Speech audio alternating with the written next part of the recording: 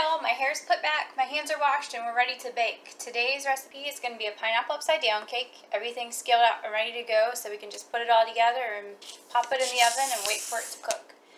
So the first thing we're going to do is we're going to take our pan. You're going to make sure that it's sprayed down really good. The good thing about pineapple upside down cake is that because of all the butter in the bottom part of the pan, it doesn't usually stick to the bottom, but around the edges it usually has a tendency to stick a little with the cake. So the first thing we're going to do is we're going to take our brown sugar and we're going to take our melted butter and we're going to combine them together.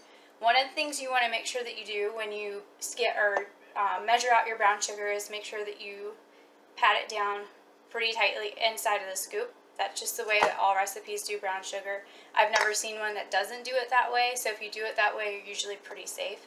So we're going to have our brown sugar, and we're going to add our butter, and then we're just going to mix that together until it's nice and sandy, basically.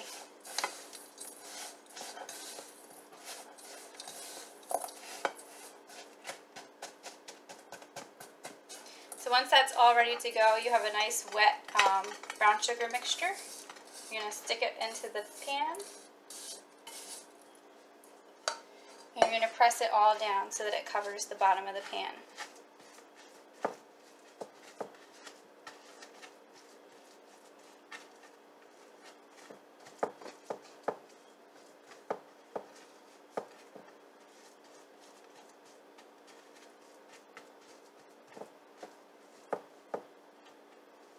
Once that's good to go, you're going to take your pineapples. I personally like to use the canned pineapple rings, and the reason is that we'll end up using the juice later to put into the cake to give it a little bit of an extra pineapple flavor. That's just the way I always did it growing up, and that's the way I like doing it now. So you'll arrange those nicely. One of my favorite things as a kid with making this is I always felt that it looked really pretty when it comes out of the pan because you have the nice pineapples. A lot of people like to do cherries on it. I personally don't like the maraschino cherries. If they're not fresh cherries, I don't usually eat them. But if you like cherries, you can go ahead and put it in between the spaces on the pineapples. It gives it another pop of color, a nice red color to it, so that also makes it look really pretty. When I was a kid, I was very, very picky eater, and I loved pineapple upside down cake because I liked the brown sugar and I liked the pineapple juice. But I didn't like the pineapple, so my mom used to always pick on me because she felt like it was such a waste of a piece of cake for me to take the pineapple off and then just throw it in the trash, which she's probably right, but that's the way I ate it because I was picky. So once that's done, you have all your pineapples arranged. We're going to set that to the side and we'll come back to that later. The next thing we're going to do is we're going to mix our butter and sugar. So I have my sugar already scaled out in the bowl. I wanted to show you with the butter, you want it to be really, really soft. So when you press your finger in it, you can tell it's really soft. If it's a little bit melty, that's fine. If it melts all the way, you don't really want to use it because it's just not going to turn out the same. Unfortunately, this particular cake mix is a little bit finicky. Once you do it right, you'll be fine, but if you don't do it right, it just doesn't cooperate the way you want it to. So we're going to stick this on the mixer, and we're going to let it cream until it's light and fluffy.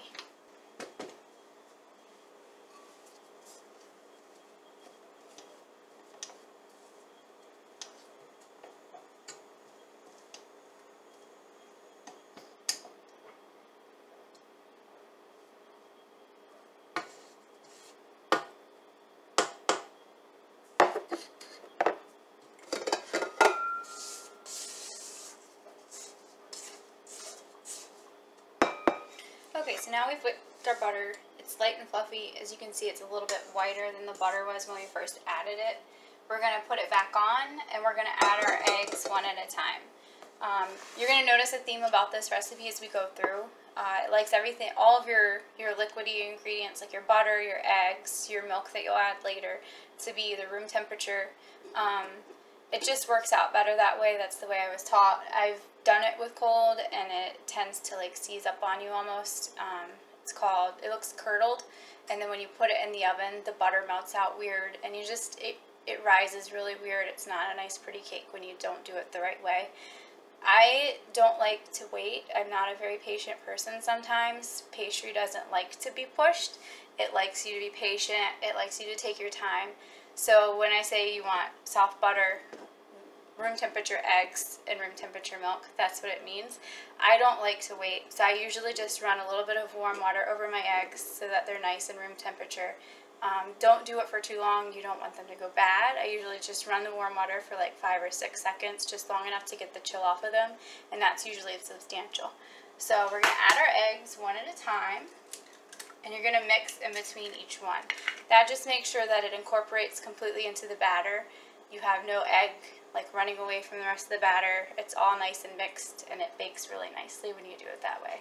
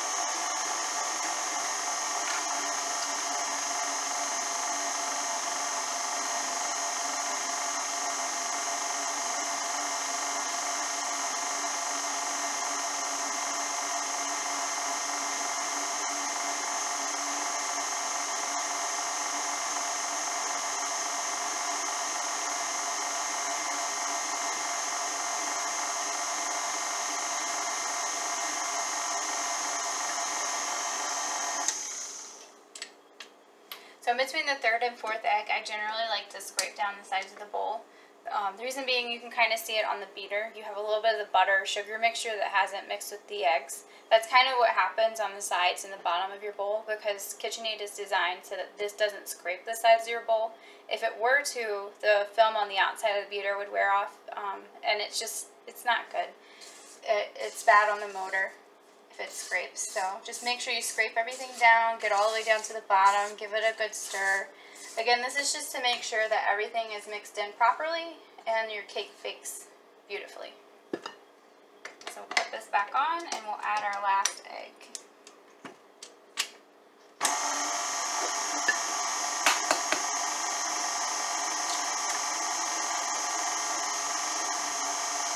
Once all your eggs are in, you can add your vanilla. It's 1 teaspoon. I don't generally measure it. I kind of just eyeball it. Some things you can do that in baking. Flavorings, you can sometimes do that. There are some flavorings I wouldn't recommend doing that with, like peppermint or almonds, because if you add too much, it's just disgusting.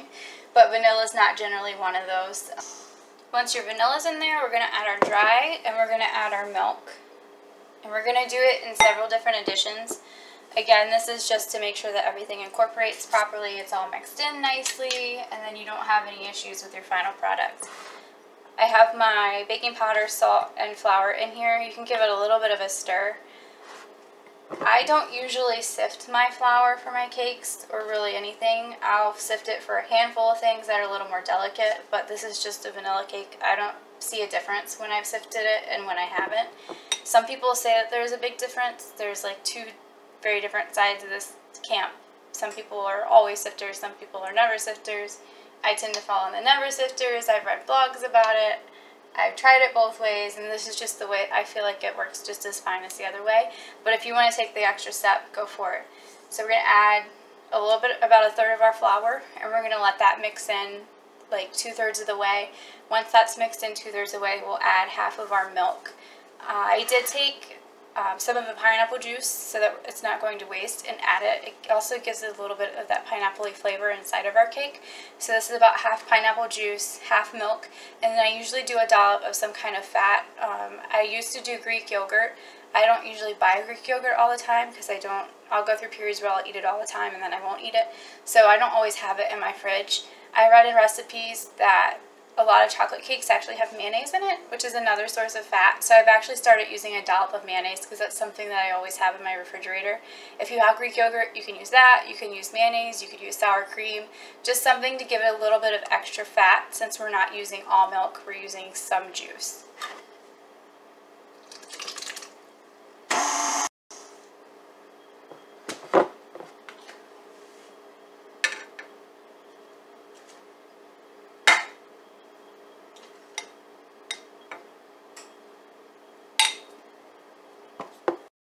Similar to when I add the eggs, when I get to my last addition of the flour and the milk, I like to scrape down the bowl.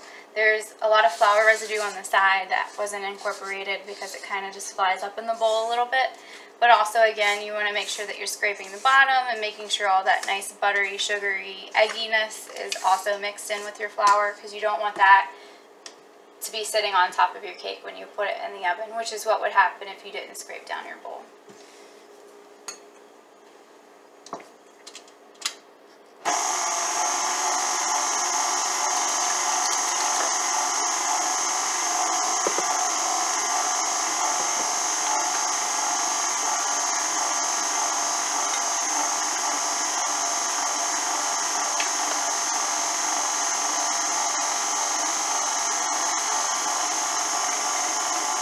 So once it's mostly incorporated, we'll give it one more good scrape and then we'll let it go for a minute or two just to make sure that everything is completely mixed in and ready to go.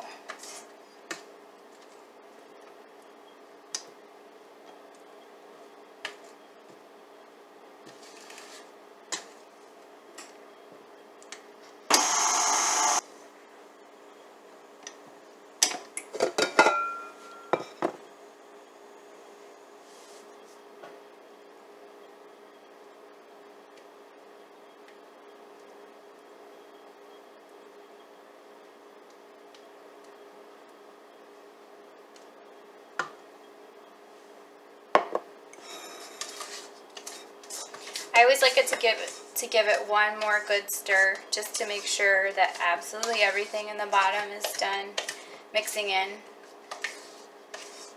And it looks like we're good to go. So then we're going to take our pan from earlier.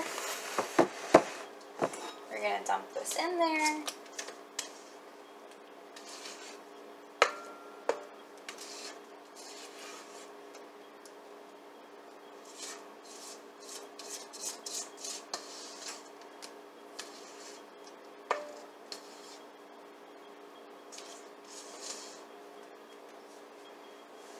Give it a nice spread.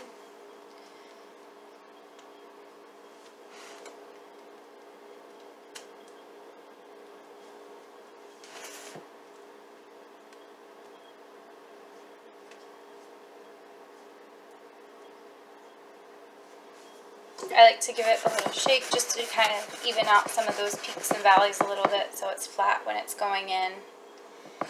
And then it's ready for the oven. So you'll bake it at 350. I'll have to update the time. I have never baked this one with a pineapple upside down cake. I've only ever done it for like tiered cakes, but I imagine it would probably be about 30 to 35 minutes, maybe a little bit longer. The way to tell 100% sure is you'll stick a toothpick in the top, and when you take it out, it should have crumbs on it. If it has batter on it, it's not done. If it has crumbs, it's cooked perfectly. If it comes out completely clean, then it's definitely baked, maybe a little bit over baked. I usually look for crumbs. That's like the golden sweet spot for cakes. So you're going to bake it, and then when it comes out, you'll let it cool for a few minutes, and then you'll flip it over, and you'll see all the pineapple slices and brown sugar goodness and all the glory. Alright, so our cake is out of the oven. It's been out for maybe 15-20 minutes just to let it cool down a little bit. As you can see, it's not so hot that I can't touch this anymore. I just took a knife and gently went around the edges to make sure that it's actually loosened.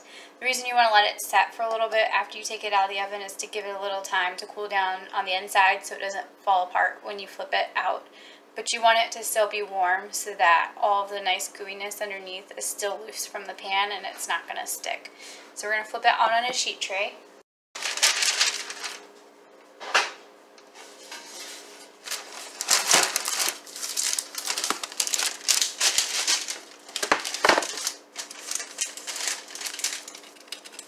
And it'll lost a couple pineapples, but